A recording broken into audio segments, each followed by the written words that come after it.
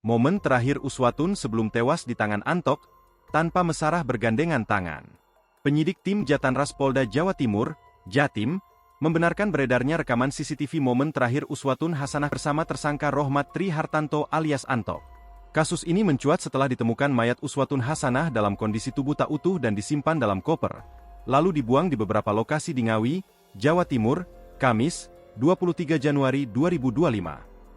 Pembunuhan tersebut terjadi di kamar 303 Hotel Adi Surya, Kediri, pada Minggu, 19 Januari 2025, sekitar pukul 23.30 waktu Indonesia Barat.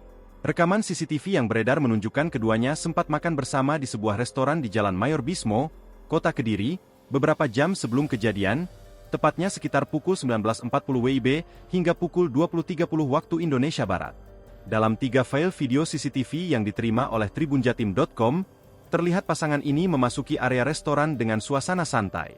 Korban tampak mengenakan blus merah muda, sedangkan tersangka memakai celana kain dan kemeja flanel bermotif kotak-kotak. Mereka terlihat berpegangan tangan dan tampak harmonis saat berjalan di area parkir hingga ke meja makan. Dalam video, keduanya terlihat santai saat makan.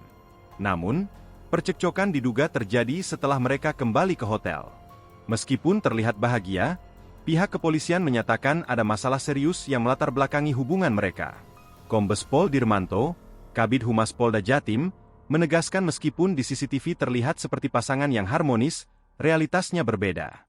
Ya memang kalau kita melihat konstruksi CCTV itu, memang kelihatan tidak ada apa-apa. Di situ yang bersangkutan berdua ini baik-baik saja. Namun kenyataannya setelah kami lidik lebih dalam, memang ada permasalahan-permasalahan yang menimpa dua orang tersebut, ujarnya pada awak media di Balai Wartawan Mapolda Jatim, Jumat, 31 Januari 2025. Kejadian pembunuhan terjadi pada pukul 00.30 WIB di dalam kamar hotel di Jalan Mayor Bismo No. 409, Kota Kediri. Pihak kepolisian masih melakukan penyelidikan lebih lanjut terkait kasus ini, dan menunggu hasil pengembangan dari rekaman CCTV. Hingga saat ini, polisi masih melakukan pemeriksaan kejiwaan terhadap tersangka untuk menentukan apakah ada indikasi gangguan psikologis.